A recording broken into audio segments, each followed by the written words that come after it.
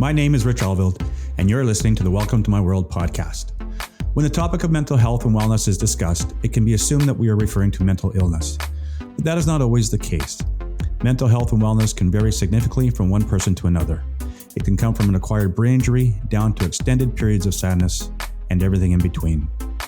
My guest and I will share our stories, thoughts and feelings about how mind and body wellness has become such an important part of our lives. Our stories will be insightful, mostly personal, and occasionally a little humor thrown in.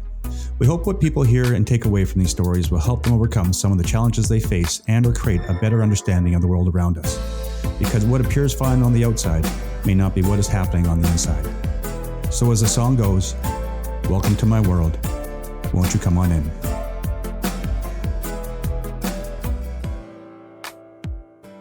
It's a real pleasure to have Lisa on as my guest today. Lisa is an inspirational speaker, author, yoga teacher, and accountability coach.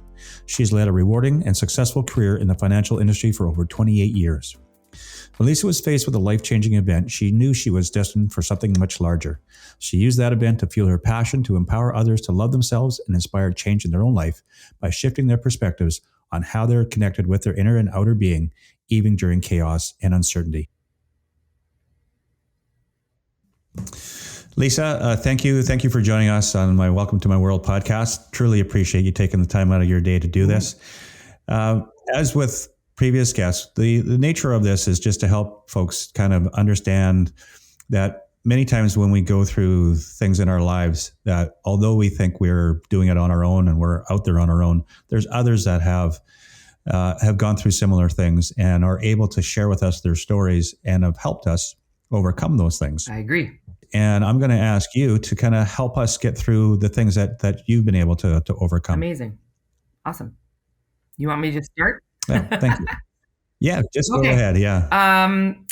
So I'm Lisa. Yes. And thank you for having me today. I appreciate it. And I agree with you in sharing our stories, although they may be different. I think there's always a place for people to relate to those things. And I think the more we share our stories, that the more people won't feel alone in their own story, whatever that may be. So that for me was kind of one of the reasons that I got started just sharing my life story and life lessons, because I think people can relate. They also may be able to learn something. And at the end of the day, for me doing this, it's really about helping other people. It's really about giving people a leg up or whatever you want to call it in life. Because I know this life we all go through there's lots of challenges, and some people don't know how to navigate that.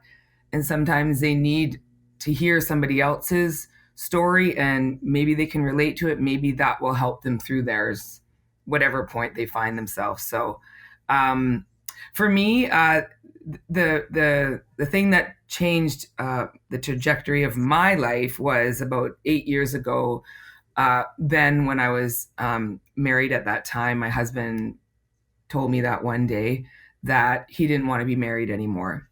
And so just to give a little background on that, we were married for 24 years, 2 sons, house, dog, all the stuff that we talk about as, I don't know, for me anyways, growing up with the white picket fence and getting married and everything's going to be great. And, it's going to be like, there's my prince and the princess and horse and carriage, all from the books and everything that we read about. But the reality is that it isn't like that.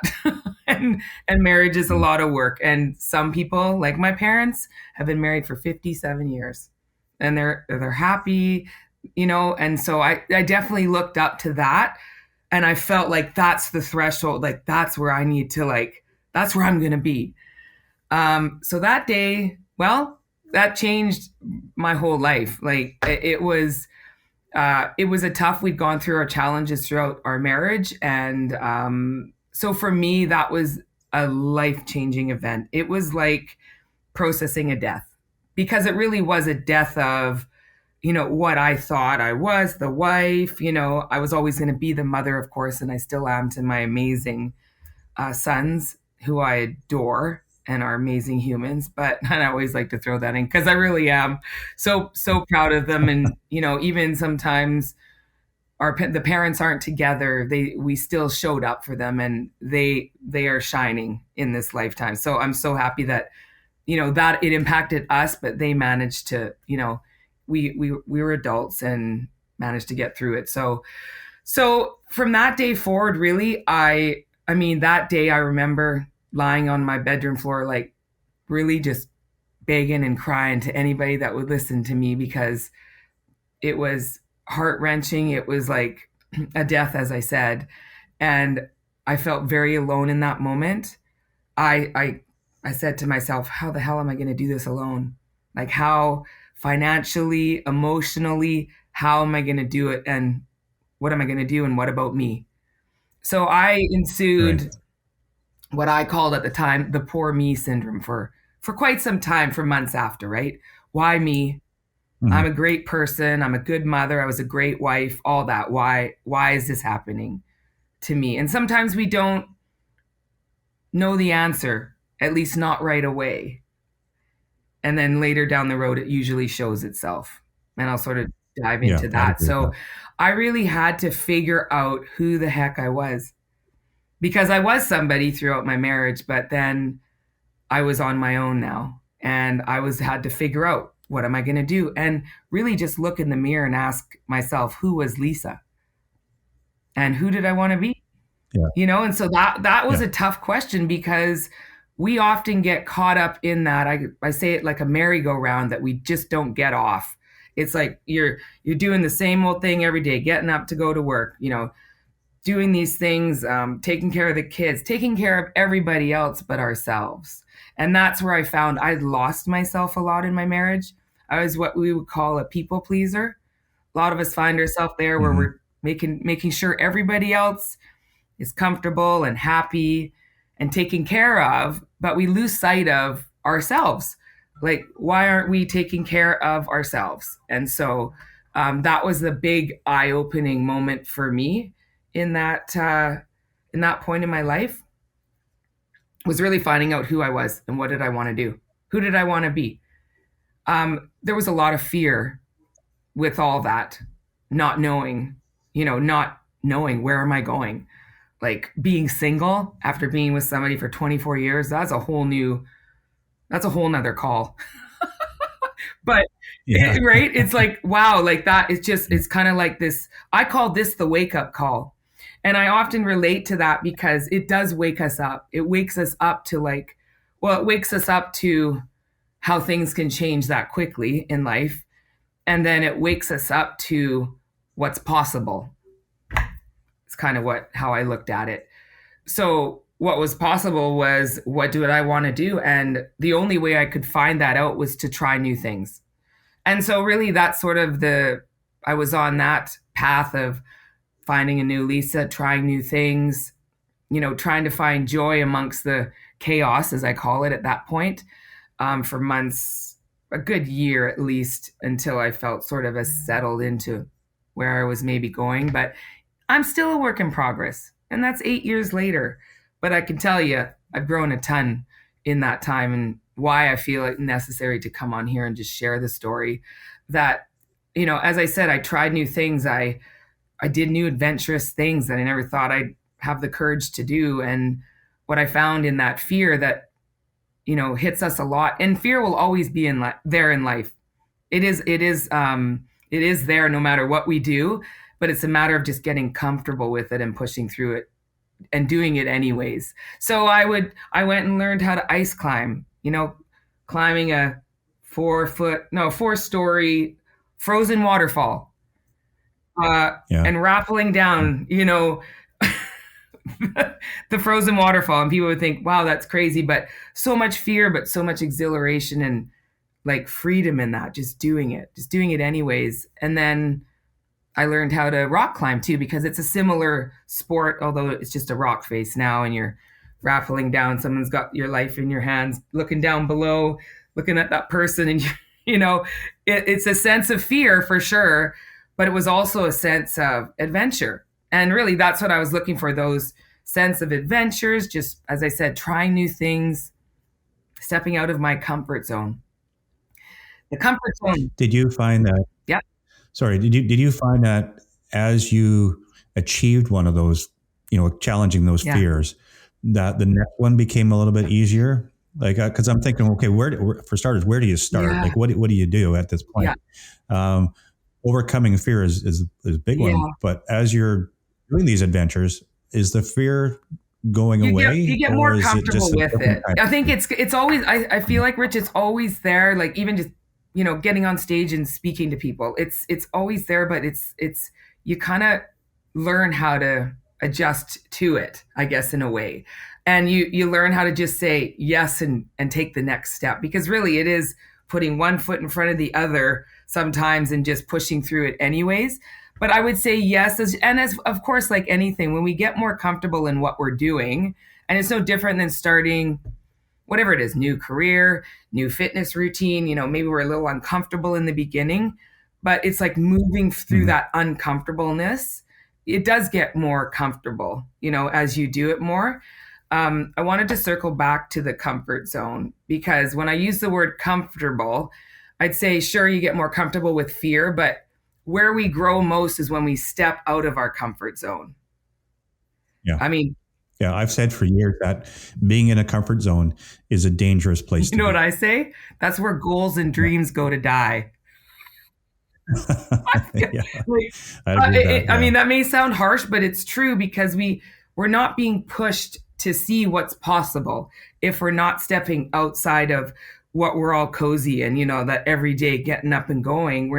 There's no joy in that. And that's what I found stepping out of the comfort zone and doing these things anyways. I found this freedom and this joy in the moment.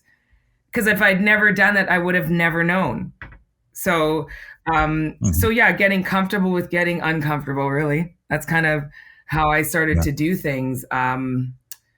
And then I was a big advocate for, fitness and, moving my body. I was a runner, a couple of, a marathon or half marathon and stuff. But what I really found a joy in was yoga, hot yoga. So it was a place where I was introduced by a friend, and I remember the first day going on that mat, looking around at all these whatever 38 people in a 39-degree room. I'm thinking, Jesus, it's so hot in here. Am I gonna like pass out? Like, and the smell and the sweat. I'm like, am I really gonna do this? So, and that was another moment where, okay, I'm just gonna sit, lie down in shavasana on my back and push through and do it anyways. And I did. And every time I did it, a little, it would be different, different things that I would realize, or I'd get a little more flexible. I'd start to adjust to the heat. I'd start to notice how my body felt moving through those poses and actually breathing, because yoga is big on the breath. You'll hear that pranayama breathing, purposeful breathing. There's lots of different breathing techniques out there. Well, there's a reason they speak about these breathing techniques, because our bodies are basically on autopilot breathing. As you know, every day we Right. get up, we don't really think about breathing because it's just automatic. But when we start paying attention to those deep, purposeful breaths, it really does. It's like sending love notes to your body. That's how I describe it. It's like when you really deep, purposeful breath in and out, what it does, it engages your sympathetic and parasympathetic nervous system, really just telling your brain and your body that everything's okay.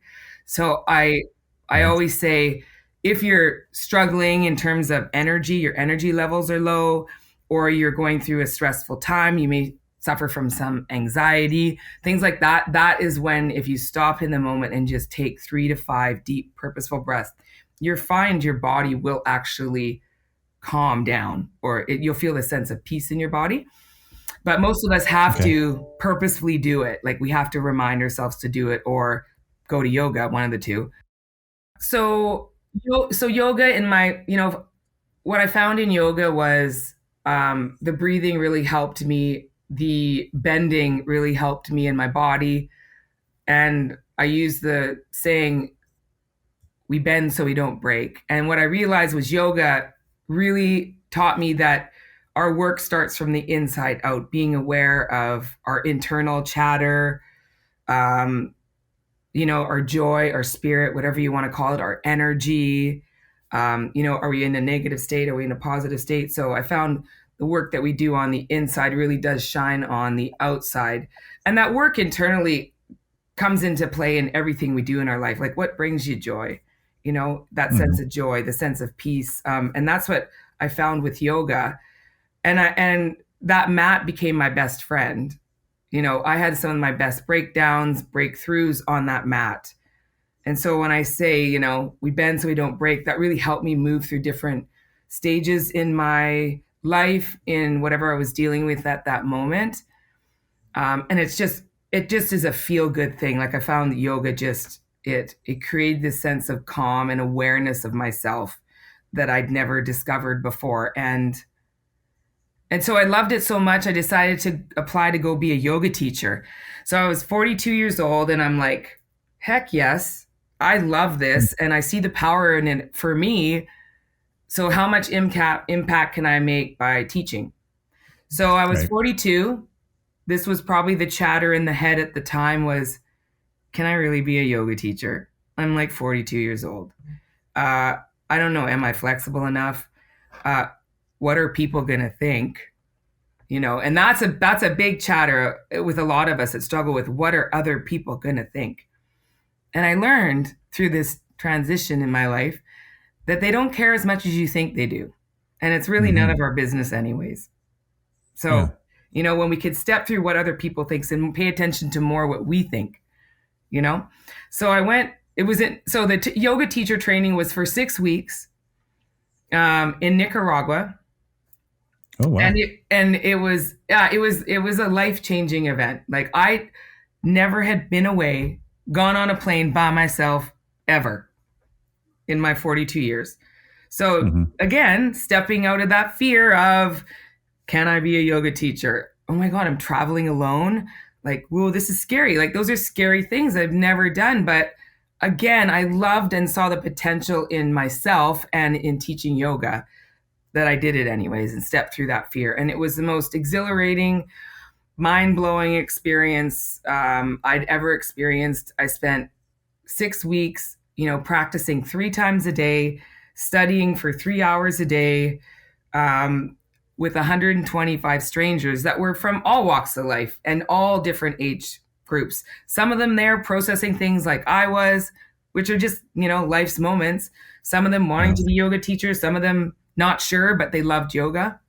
So it was a really eye-opening experience. And what it taught me was the strength that I had inside me, stepping through that fear and doing something that I was fearful to do, and at the time cared what people might think of me.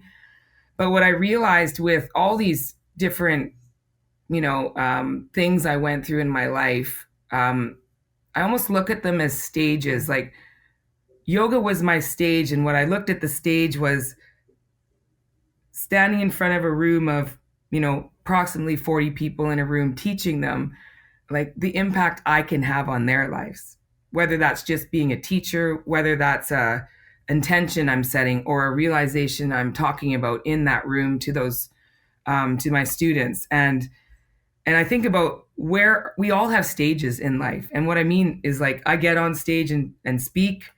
That yoga studio became my stage too. And this is another stage for me, speaking about life's challenges. And really, for me, it is about creating impact for people and helping people through the journey of life and by sharing our stories. So I always ask people, what's your stage?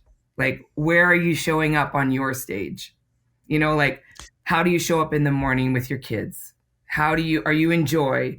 Are you saying yes to yourself? I feel like a lot of us get caught up in saying yes to everything else. It doesn't bring us joy. That we're just saying yes because we want to please other people, right? Instead of saying yes to ourselves more. And that's where I found the biggest lesson for me was just saying yes to myself and start doing things that, as I said, were fearful, but then the joy that it brought to my life and the changes it created in my life was just mind-blowing. And the growth I saw in doing those different things and all different things. So I always, as I said, when I've talked to people, it's like, where are you showing up for yourself? Because I find if you're not showing up for yourself, you can't fully show up for others. It's like the old saying, pouring from an empty cup. If Right. you're empty, how can you possibly give to other people? You know, and that can be in your business too. Like, as I say, I'm in the mortgage business, and you know, mortgage brokers have clients. Like, where is their stage? Maybe it's their office.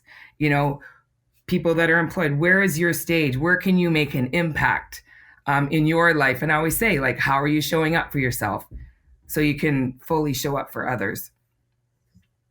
And And when you so, ask that question, do they understand what your meaning is behind that?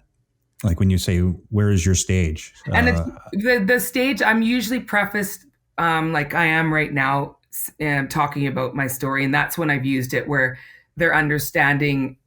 A stage can be anything. It can be doing a podcast like we are. This is our stage right now. It could be standing in front of people. It could be sitting in front of your client at an office desk. That could be your stage. Like, are you having those connective conversations and getting to know your clients and creating those relationships? Are you showing up in joy, in, you know, positive energy? Or, you know, everyone has a different stage, really. You could be a, you know, mother at home. That's her stage. How are you showing up in the morning? Are you putting on some dance music in the morning and, you know, dancing with your kids in the morning, or whatever it may be? You know, those mornings when you want to trade your kids in for a couple hours, it's like, you know, you're you know, those crazy morning routines. I remember them. And like, where is your stage? Where are you showing up? Right. And your stage could be, heck, talking to a girlfriend that needs your help, or that kind of thing. So I think about stage can be a wide variety of things. It's not like the physical stage, I guess. So that's how I sort of explain the stage. Would it somewhat be of where you are in the now? Yeah, exactly. Yeah. Yeah.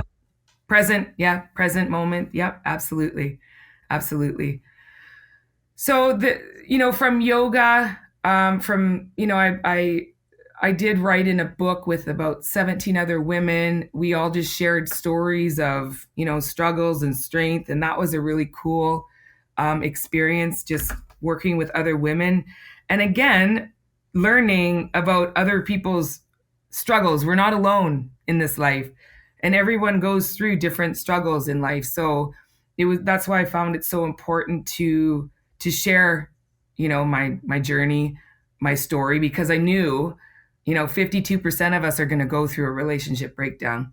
That's the stats. It might be higher now, but that was the stats years ago. Mm-hmm. And so I knew this message would reach people. And I know when I first did my a video presentation on stage and stuff and shared that with social media, you know, the reach out I got from other people too is just thank you. Like, thank you. I can totally relate to your story. I could totally relate to what you were going through. And even just recently when I spoke at our national conference, I had people coming up, and even men too, because this relates to everybody. It's not just women. Yeah. You know, yeah. It relates to men too, because men also go through this too. You know, their marriages are broken down. They might have been left, whatever it may be, you know, and it just shows, like, by speaking and sharing, you can make an impact for other people, and it can impact both men and women. And as I said, when I was recently, people came up and just said how much they related to the things I was saying. And thank you for those reminders that, you know, we don't have to wait for those wake up calls, which for me, it was like, you know, it's almost sometimes, you know, we could use it as, it could be relationships, could be your health, where it's like knock, knock, knock, knock, knock, knock, knock, knock, knock. And then boom, there's your, you know, there's your wake up call. So I'm of the view, let's not wait for those wake up calls. Let's take our health, you know, make your health a priority, make yourself a priority, because it starts from the inside out. And, you know, if you don't, I always say, if you don't have your health either, you don't have anything. Because, you know, if you're sick and you're, you know, it's really hard to make everything else flow in your life when you're struggling. So I always say, try not to wait for those wake up calls if you can. A lot of times we'll get subtle messages about things in life, you know, the knocks on the door, and we often ignore them until it becomes a major thing. Like, someone has a heart attack, you know, they knew they should have eaten better. You know what I mean? Like, there's just certain things that happen in life. And even a relationship breakdown, what wasn't going right? We were both unhappy. I will say that now. We were both unhappy. And, I always say it wasn't a failed marriage. It was just two good people that couldn't figure it out. We couldn't figure it out. And it took strength to leave the marriage too. It takes strength to do anything that big. It really does. And I said, thank you for doing it, because it put us on a path that we needed to do probably before that time, even, to be honest. I mean, we tried, counseling and things like that, but it took me from the poor me stage that I spoke about to realizing it was for me. Oh, I like that. From poor me to for me. Yeah. Yeah, because it got me up and enjoying life again and finding new things, and I found this freedom. And I said, on the other side of fear lies freedom. Freedom to do, be, have anything you want to be. World's your oyster, Yeah. And so that was a big realization. And I'm still growing through it and finding myself, and I'm really proud of the things I've done and the lessons I've learned, because I feel like if we don't find ourselves in these moments of struggle or getting out of the getting uncomfortable, that we really don't grow. We get into that that comfort zone. So I find these are our wake up calls in life to listen. You need to do something else. Do something else. So I like to tell a story that recently happened to me, and it prefaces the idea about your stage. And so I'm on social media. I have been for years. I use both, Facebook and Instagram are my two platforms. Facebook has always been, and I kind of always had this thing that every day I get up, I post something. So whether it's some inspiration, a thought, a story, whatever it may be, a quote. And it's really, sometimes it's there for me. Let's not get confused. Like sometimes those posts are for me too, but a lot of times it's for other people and to help other people maybe shift their way of thinking or maybe inspire them to do something different. But in the summertime, I was attending a rock concert. It was an all-weekend rock concert here in Kelowna. And this gentleman came up to me and he said, "Are you Lisa?" And I said, "Yes." So just so you know, Rich, I often get told I look like Pink. Now with this new hairdo, it's the hairdo now, yeah. Okay. Yeah. Even more so now. And every time I went to any music concerts, that was even more prevalent. It was like, I say, how many Pink sightings are we having today, girls? So anyways, so this gentleman, I thought, he's probably just going to come up and say, "Hey, you look like Pink," or something, right?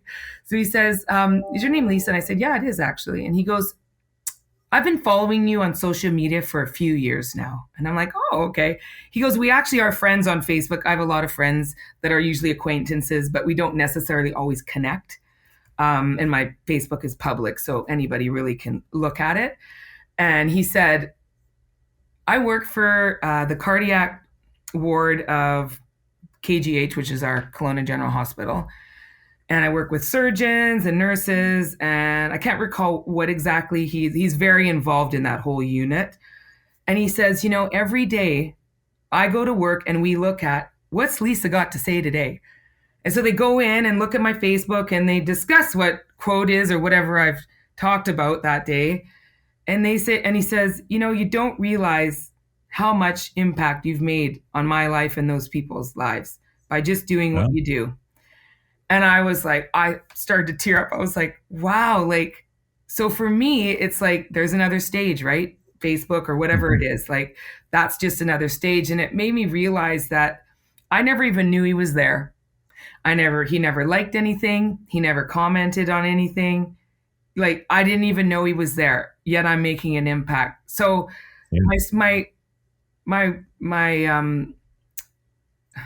what I'm trying to say is that you can make an impact and not know anybody's there. Or, somebody may be watching. Somebody may be listening, So how are you showing up in your daily life, in your day-to-day life, right? So it isn't about always knowing people are there and showing up. just showing up to life. And sometimes you don't know who's watching. And so that was like, wow, that's amazing. That is like, impact. I always say, if I'm impacting one, I've done my thing. Like I'm here to impact. I want to create impact for people. Mm-hmm. And Right. just with that was like, wow, that was beautiful. Like I was like, thank you so much. I know he even said after, it took a lot of courage for him to come up and actually approach me. I'm pretty approachable, but sometimes, that can be nerve-wracking for people. So I really thanked him for sharing that. So that was a really, really great experience for me. And as I said, it just reminded me again that we all have the opportunity to make an impact. You don't have to be a podcast or a speaker. It can be in simple daily things that you do in your life. Yeah. Right. Yeah, that's quite amazing. It's quite inspirational too, because you truly, what you're saying is that you don't understand what you're, sharing your thoughts and feelings that you do on Facebook and Instagram does have an impact on other people's lives, until someone like that comes up and says that to you. And how many people out there wish they could do that? I mean, the chances of you meeting this guy at a concert of all places, right? Yeah, I know. So that's pretty impactful. Yeah. And the other thing I want to say to the listeners or the viewers is that, like I always, the listeners, I'll speak it, but I always say, like, we all have a pen in our hand and we all get to write, that book. And sometimes we start later in life. Sometimes, we start now. Like I always say, what's your book going to look like when your days come to the end? Like, are you going to look back and say, oh my God, I'm so proud of myself. I did that anyways. Pushed through the fear and did it anyways. Oh my God, look how much I grew from that experience. Look how much impact I've made. Look at the joy I've created. I'm so proud of myself. Like always, that's a little reminder for the people listening that it's never too late to start writing your story or to start saying yes to yourself more. And don't wait, for the wake up calls to start writing that book and writing those chapters of your life. Yeah. I find that I focus a little bit more now on the little things that make me happy. Yeah. And I sometimes could drive my family members nuts, but I will sometimes justify things by, especially if it's maybe a purchase, maybe spending, buying the better one than the regular one. Yeah.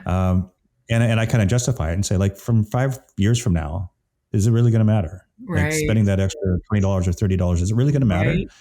It won't, but it's going to bring me happiness now. Right. And it's just a little small thing that it might be, or just, taking advantage. You don't have to do these big swings in life to bring your happiness. I mean, you did some amazing things with going out and all the adventures that you've done. Yes. But also incorporating some of those little smaller things that go along with life. And like I said to our daughter recently, I said, don't forget to live while you're planning on living. Right. Like, really enjoy it while you can. Sure, it's great to make plans, but don't just stop living while you're making these plans. Yeah, I agree. And the simple everyday living being, I always say, come from a place of gratitude. You can't go wrong if you're in a place of gratitude, because there's always something to be grateful for in every day, whether that's the clean air you breathe in, the water you're drinking, the bed you got, the roof over your head, the job you love, whatever it may be.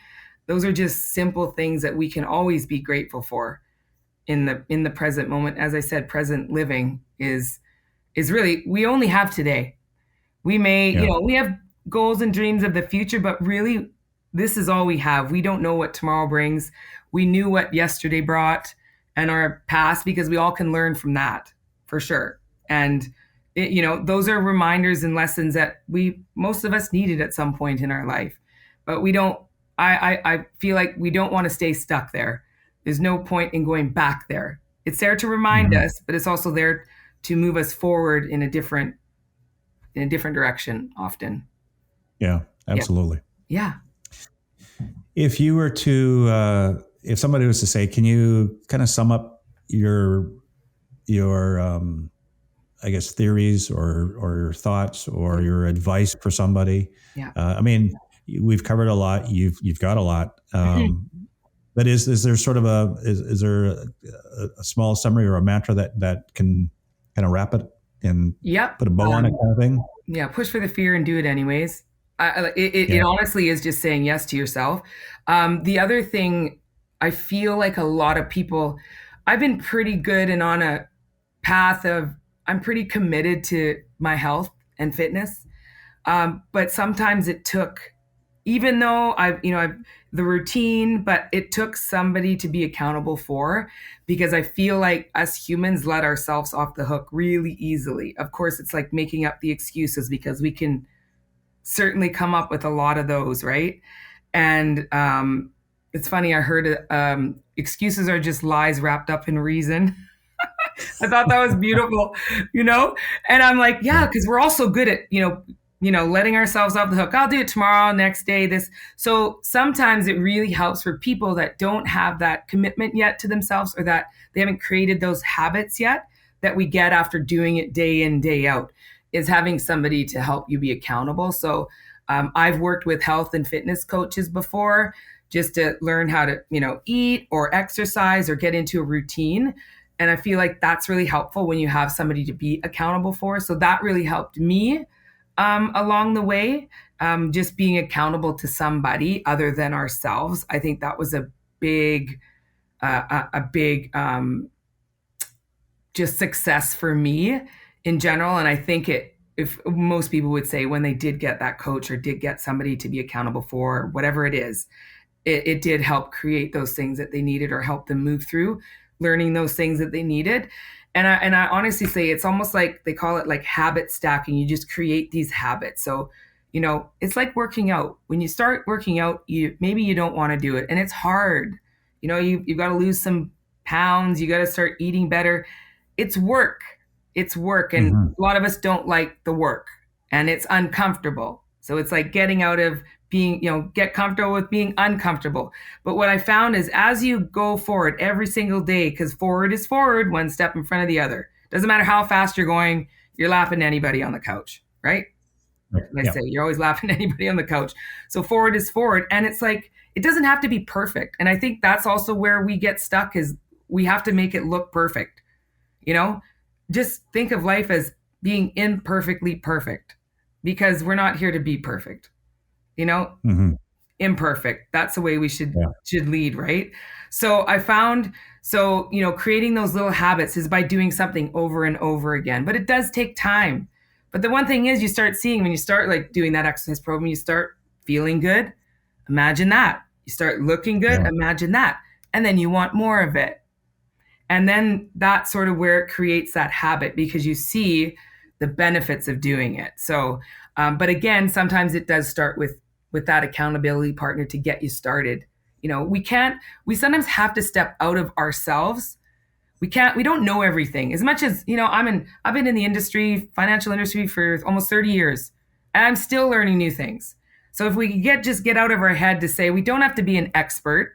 We just have to get okay with looking outside ourselves and asking for help sometimes. I feel like people don't like to ask for help, because they feel it, they look at it as a weakness.